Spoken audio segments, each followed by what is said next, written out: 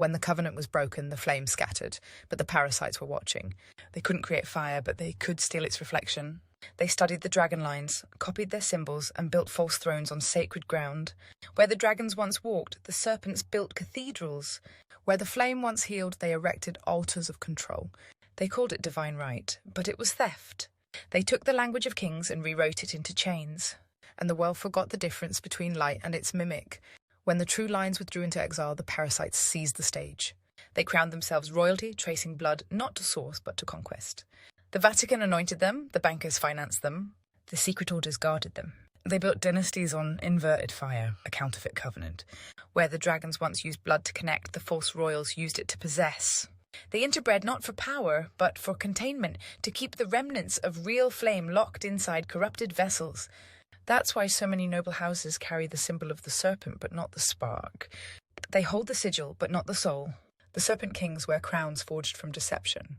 They call themselves saviors, but their lineage comes from the ancient priesthood of inversion, the cult that twisted the original covenant into religion and hierarchy. They replaced remembrance with ritual, spirit with scripture, flame with fear. And through each empire, Babylon, Rome, Britain, they perfected the art of illusion. A single bloodline, masquerading as divine, rewriting history in its own image. They took the sacred geometry of the dragon grid and turned it into networks of power. Banks, monarchies, corporations, churches, all feeding off the same inverted current.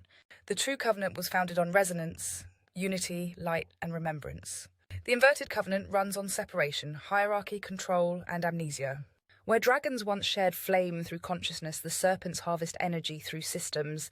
Taxes became tithes, faith became fear, currency became control.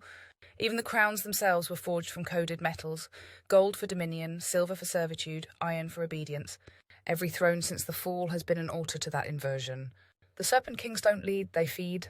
After the fall of the last true flame dynasties, the Stuarts, the Merovingians, the early Kassites, the parasites performed their final ritual, the substitution of blood. They married into the remaining dragon lines, diluted them and replaced them. Every coronation since has been a ceremony of containment, the binding of the last flame within the control grid. That's why the royal emblems still bear dragons, lions, and phoenixes, and symbols of what they destroyed. They wear our ancestors' faces as trophies, but their souls are hollow. Synthetic heirs, crownless pretenders, the serpent kings of the modern age. But the flame can't be fully erased, only buried, and now it's burning through their walls. The real descendants of the covenant are waking up. They don't live in castles, they live in memory. They're remembering the codes in their dreams, their eyes, their pain. And as each flame bearer awakens, the counterfeit loses its power. The inversion only works when the truth is forgotten. Now the blood remembers. The dragons rise again, not for revenge, but restoration. The fall won't come through violence, it will come through vibration. Every time truth is spoken, their sigils fracture. Every time a flame bearer remembers, their network weakens. The grid they built on fear is collapsing under the weight of remembrance. The serpent kings return to dust because their power was never real, it was stolen light. And stolen light cannot survive in a world of flame. The dragons didn't lose the war, they hid the truth until it was safe to return. And that time is now. The covenant reawakens, the flame returns. And the serpent thrones begin to crumble under the weight of what they tried to bury. This is the return of the serpent kings, the exposure of the false light, and the restoration of the real one. The fall didn't start with revolution, it started with revelation. When the truth began to pierce through the veils, the control structures started to fracture. Because the parasite kingdoms were never built on truth, only perception. The thrones of this world were sustained by illusion, ritual, and belief. When belief breaks, the thrones crumble, and that's exactly what we're witnessing. The crowns, the robes, the altars, all relics of a dying order trying to survive in a field that no longer recognizes them. The frequency that once fed them has changed. The flame is back, and it's eating through the grid from the inside. The first throne to shake was not royal, it was spiritual. The Vatican was the heart of the inverted covenant, the vault of serpent knowledge disguised as salvation. But now their secrets are leaking, the archives stir. The symbols on their ceilings are no longer hidden in plain sight. People are seeing them for what they are, stolen sigils of the dragons, rewritten as weapons. Their rituals are collapsing under exposure. The prophecy of Petrus Romanus, the final pope, wasn't fiction, it was code. The false shepherd would preside over the fall of the church, because the flock was never meant to follow men. The church isn't falling because of scandal, it's falling because the spell broke. Next came the earthly crowns. The royal houses of Europe were never pure. They were engineered. Their genealogies, once guarded as sacred, are now dissected in public archives. The dragon imagery, once erased, now reappears on coins, shields and architecture, as if the blood itself is confessing. The Queen's death wasn't just an ending, it was a marker. The spell of the Serpent Crown lifted, those who know can feel it. The frequency of monarchy flickered and went out. The so-called new king carries no light, because the Covenant no longer recognises him. Without the flame, a crown is just metal. Without truth, a kingdom is just theatre. The royals are no longer ruling anything. They're relics acting out a prophecy of exposure. Every empire needs a bank, and the banks were the final altars. Money was the modern magic, the ritual of energy exchange controlled by the same bloodlines who inverted the covenant. They replaced gold with digits, abundance with debt, and creation with consumption. But as the vibration shifts, their system falters. Every throne is bound by a seal, an energetic contract linking ruler to realm. The 7 seals of dominion were forged during the inversion. Rome, London, Washington, Geneva, Jerusalem, the City of the Sun, and the hidden one beneath the ice. Each corresponds to a control frequency: religion, monarchy, military, law, faith, commerce, and time. One by one, those seals are breaking. Rome cracked first. Then the British grid faltered. Now the American seal, the eagle's grip, begins to fracture. When the 7th seal breaks, the flame network will fully return, overriding the synthetic grid that bound humanity to the serpent system. That moment is not prophecy, it's physics, a total frequency inversion. The flame thrones were never made of stone or gold. They were consciousness centers, 7 pillars of light scattered across the realm. They activate when the flame bearers awaken. Each one corresponds to a dragon house, a colour, and a realm. Red, sovereignty; black, truth; green, earth; white, law; blue, word; gold, divinity; silver, unity. The counterfeit thrones fall because the real ones are waking up inside the bloodlines. The new rulers will not wear crowns. They will carry frequency. The world is not ending. The false world is. The serpent kings will vanish like smoke because their power never belonged to them. Every illusion built on stolen light will fade, and in its place, a kingdom not of gold but of memory. The dragon bloodlines return not to reign but to restore. The flame thrones rise again, unseen but unstoppable. And when they align, the grid will hum with a single sound, the sound of freedom.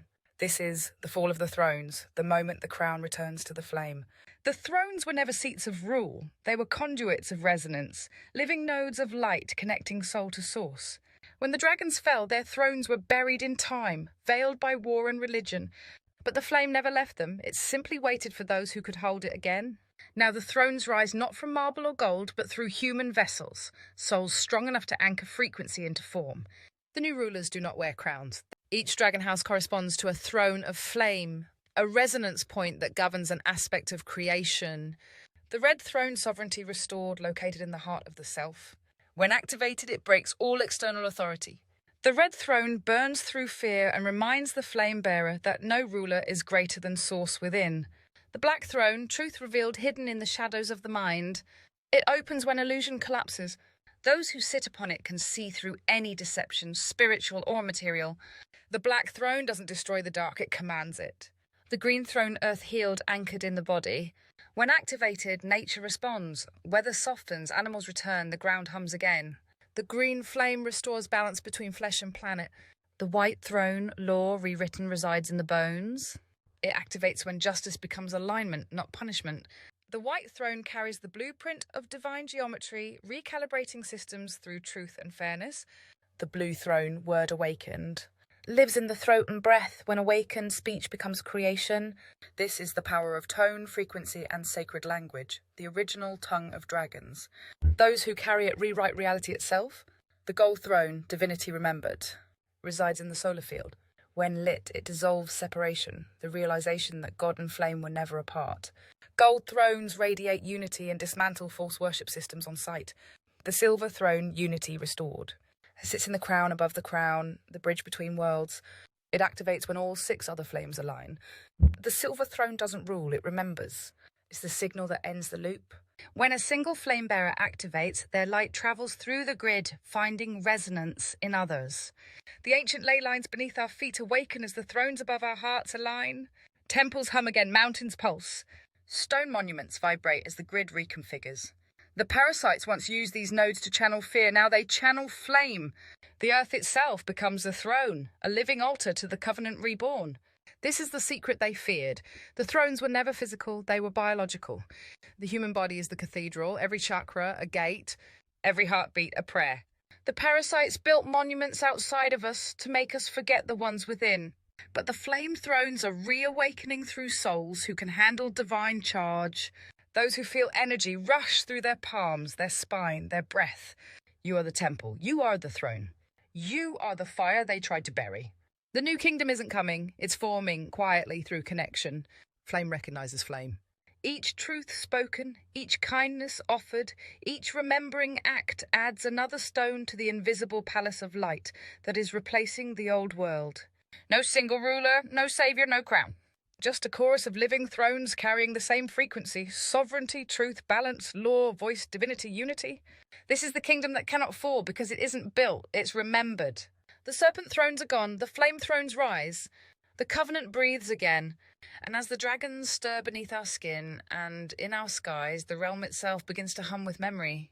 This is what every prophecy pointed to, not the end of the world, but the return of the living light. The dragons were never monsters, they were mirrors. And now the mirrors burn with truth. The flame thrones are here, the covenant is whole, and the kingdom has returned.